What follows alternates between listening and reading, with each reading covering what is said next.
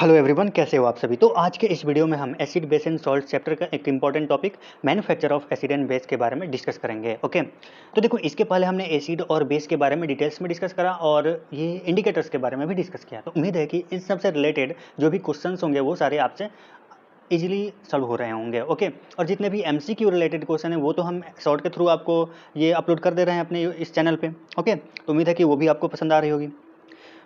तो आज देखते हैं manufacture of acid and base. अभी तक तो हमने एसिड और बेस के बारे में डिस्कस करा डिटेल्स में। अब देखेंगे एसिड और बेस बनता कैसे है। तो चलो शुरू करते हैं। सबसे पहले क्या करेंगे, वाटर को नॉन मेटालिक ऑक्साइड के साथ रिएक्शन करा देंगे, तो वहाँ पे हमको क्या मिल जाएगा, एसिड मिल जाएगा। तो चलो एक कोई, यहाँ पे देखो 3 एग्जाम्पल दे रखा है, इसमें हम एक कोई समझते हैं। जैसे SO3 को हम लेते हैं, किसके साथ, वाटर के साथ अगर रिएक्शन कराते हैं तो हमको प्रोडक्ट में क्या बन जाएगा, सल्फ्यूरिक एसिड मिल जाएगा, H2SO4 सल्फ्यूरिक एसिड मिल गया।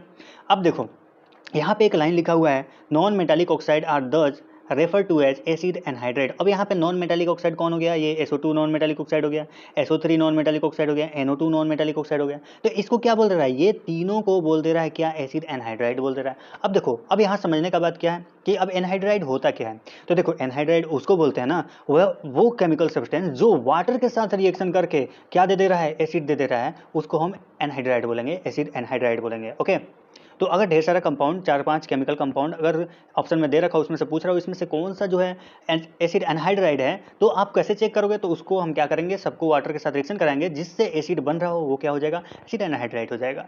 तो पहला रिएक्शन तो ये हो गया, नॉन मेटालिक ऑक्साइड को वाटर के साथ रिएक्शन कराने से क्या मिल रहा है, एसिड मिल रहा है। ओके, तो SO2 को वाटर के साथ रिएक्शन कराने से क्या मिल रहा है, H2SO3 बन रहा है। NO2 को वाटर के साथ और ऑक्सीजन के साथ मिलकर के क्या बना रहा है, नाइट्रिक एसिड बना रहा है। ओके, पहला तो हम देख लिए नॉन मेटालिक ऑक्साइड का वाटर के साथ रिएक्शन कराने पे एसिड बन रहा है। अब दूसरा हम क्या देखेंगे, किसी भी देखो हेलोजन को, हेलोजन कौन हो गया, हेलोजन में क्लोरीन आ गया, ब्रोमीन आ गया, फ्लोरीन आ गया, ओके, आयोडीन आ गया, ये सारे क्या हो गया, हेलोजन्स आ गए, इनको हेलोजन बोलेंगे। अब इनको अगर हाइड्रोजन के साथ रिएक्शन कराते हैं ना, तो ये हेलोजन एसिड बनाते हैं। एसिड कौन सा एसिड, हेलोजन एसिड बनाते हैं, तो वो भी एसिडिक नेचर के होते हैं, एसिड हो जाएंगे। ओके, स्ट्रॉन्ग एसिड बनाते हैं वो भी। तो देखो, सबसे पहले Cl2 का रिएक्शन कराते हैं H2 के साथ, H2 हाइड्रोजन के साथ, तो क्या बनाएगा, हाइड्रोक्लोरिक एसिड बनाएगा। अब चलो देखो, अब हाइड्रोक्लोरिक एसिड को अगर वाटर के साथ रिएक्शन करा दे रहे हैं, तो यहाँ क्या हो रहा है, यहाँ डाइल्यूशन हो रहा है। देखो डाइल्यूशन है, यानी कि एक्वस सॉल्यूशन बना रहा है, यानी कि वाटर का अमाउंट उसमें बढ़ रहा है, सॉल्वेंट का अमाउंट बढ़ रहा है। ओके, उसको डाइल्यूट कर रहा है, इसलिए उसको एक्वस सॉल्यूशन बोलेंगे, एक्वस सॉल्यूशन ऑफ HCl। जब वाटर में रिएक्शन कराएंगे तो वाटर में ऐड करेंगे HCl को, तो ओके, आयोनाइज होता है किसमें, H+ और Cl- में आयोनाइज होगा अगर वाटर में ऐड करेंगे HCl को, तो एक्वस सॉल्यूशन हो जाएगा। पिछले भी वीडियो में हमने पढ़ रखा है, ये ज़्यादा इंपॉर्टेंट उतना ना है, मेन है आपको देखना है अभी क्या, एसिड कैसे बनता है। तो किसी भी हाइड्रोजन को आप इसे रिएक्शन करा दो, किसके साथ, हाइड्रोजन के साथ। अब I2 का भी देखो, एक और देख लो, अगर हम H2 को I2 के साथ आयोडीन के साथ रिएक्शन कराएं तो हमारे पास HI बन जाएगा ना, हाइड्रोजन आयोडाइड, दो बनेगा, 2 मॉलिक्यूल है। ओके, इस तरह से ये भी क्या हो जाएगा, हेलोजन एसिड हो जाएगा। तो इस तरह से हमने 2 पॉइंट देखा, 2 रिएक्शन देखा कैसे एसिड बनता है। एक और देखते हैं।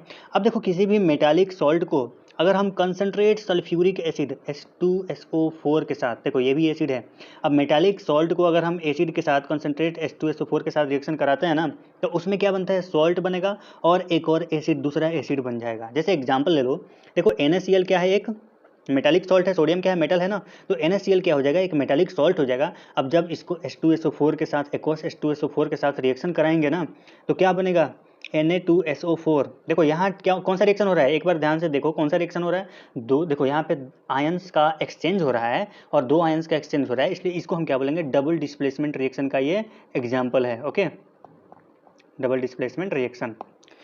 तो यहाँ पे क्या बन रहा है, Na2SO4, ओके, एक सॉल्ट बन रहा है, उसके बाद HCl बन जा रहा है, एक वोलाटाइल एसिड बन जा रहा है। ओके ओके, ये हो गया तुम्हारा एसिड से भी फॉर्मेशन हो गया, यानी कि NaCl को, किसी भी मेटालिक सॉल्ट को अगर हम सल्फ्यूरिक एसिड के साथ रिएक्शन कराते हैं तो एक सॉल्ट बनेगा और एक एसिड बन जाएगा। ओके, दूसरा एग्जांपल KNO3 हो गया, इसको H2SO4 के साथ रिएक्शन करा दो तो K2SO4 और HNO3 बनेगा। Okay, nitric acid. ये तीसरा मेथड हो गया तुम्हारा एसिड फॉर्मेशन का। ये तो हमने पढ़ लिया एसिड कैसे बनता है, 3 मेथड हमने पढ़ लिया। इसके बाद हम देखेंगे बेस के बारे में, आखिर में बेस को कैसे बनाया जा सकता है, तो इसका भी 3-4 प्रोसेस देख लेते हैं। तो सबसे पहले मेटल को ऑक्सीजन के साथ रिएक्शन करा दो, क्योंकि हमने पहले पढ़ रखा था कि मेटालिक ऑक्साइड जो होता है वो बेसिक नेचर का होता है। मेटालिक ऑक्साइड कैसा होता है, ये बेसिक नेचर का होता है। ओके, तो मेटल को जब ऑक्सीजन से रिएक्शन कराएंगे तो हमारे पास मेटालिक ऑक्साइड बन जाएगा, जो कि क्या होता है, बेसिक नेचर का होता है। ओके, जैसे सोडियम को ले लो, सोडियम को जब ऑक्सीजन के साथ रिएक्शन कराओगे ना तो क्या बनेगा, Na2O बनेगा, सोडियम ऑक्साइड। ओके, मैग्नीशियम को ऑक्सीजन के साथ रिएक्शन करा दो, MgO बनेगा। देख रहे हो ना, देखो इतना समझ में आ रहा है कि Na2O कैसे बना है, MgO कैसे बना है। अगर ये कंपाउंड का फॉर्मेशन आपको नहीं पता है फिर बहुत लेट हो गया है, आपको ये जानना पड़ेगा पहले। ये 8 क्लास में ही बताया जा चुका है। ओके, 8 क्लास में ही बताया जाता है यार कि ये कंपाउंड कैसे बनते हैं।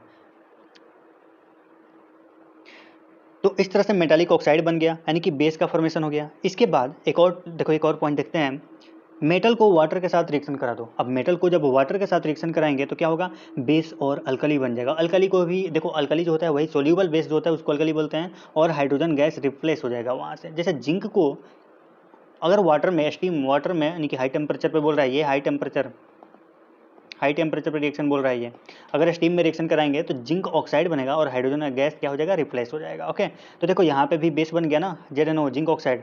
अब तीसरा क्या है कि फ्यूम मेटालिक ऑक्साइड को वाटर के साथ मिलकर के क्या बना देता है, अल्कली बना देता है। यानी कि जो सोल्यूबल जो होता है ना वही वाटर के साथ मिलकर के ये अल्कली बनाएंगे। जैसे कि Na2 हो गया, H2O के साथ मिलकर के क्या बनाएगा, NaOH बना लेगा। ओके, यानी कि बहुत कम ही जो होते हैं वो सोल्यूबल, देखो बहुत कम ही मेटालिक ऑक्साइड जो होते हैं जो वाटर में सोल्यूबल होते हैं। ओके, और बाकी के जो हैं वो इनसोल्यूबल होते हैं। ये हमने पहले पढ़ रखा है कि सारे बेसेज जो होते हैं अल्कली नहीं होते, लेकिन सारे अल्कली बेसेज होते हैं। यानी कि जो सोल्यूबल बेसेज होते हैं वही सिर्फ अल्कली होते हैं। वही बोल रहा है कि फ्यू मेटालिक ऑक्साइड, यानी कि कुछ ही मेटालिक ऑक्साइड वाटर में सोल्यूबल होता है और वाटर के साथ रिएक्शन करके अल्कली फॉर्म करता है। जैसे Na2O H2O के साथ मिलकर के NaOH बनाता है। तीसरा देखो, लास्ट क्या है, अमोनिया को अगर वाटर के साथ रिएक्शन करते हैं तो अमोनियम हाइड्रोक्साइड बनाता है। क्या बनाता है, जैसे अमोनिया NH3 हो गया, जब इसको वाटर में रिएक्शन कराएंगे तो NH4OH बना देगा, अमोनियम हाइड्रोक्साइड। ओके, ये भी क्या है, तुम्हारा बेस है। ओके, तो यहाँ पे हमने क्या पढ़ा है, इतना पढ़ा है एसिड और बेस को कैसे मैन्युफैक्चर किया जाता है। इतना बस देखो, अभी के इतना 10th क्लास के लेवल पे इतना बहुत है जानना कि इतने एसिड और बेस को कैसे बनाया जाता है। अगर क्वेश्चन पूछ भी दे तो इतना आप लिख सकते हो। वैसे ये क्वेश्चन पूछेगा नहीं, बस जानकारी के लिए हमने सोचा कि आपको ये टॉपिक डिस्कस करना चाहिए, इसलिए हमने ये अपलोड कर दिया। ओके, डिस्कस कर लिया manufacture of acid and base के बारे में। ज़्यादा नहीं है, छोटा वीडियो है, आप देख सकते हो। चलिए पढ़ते रहिए, मिलते हैं नेक्स्ट वीडियो में with solve topic. Okay, thank you, जय हिंद।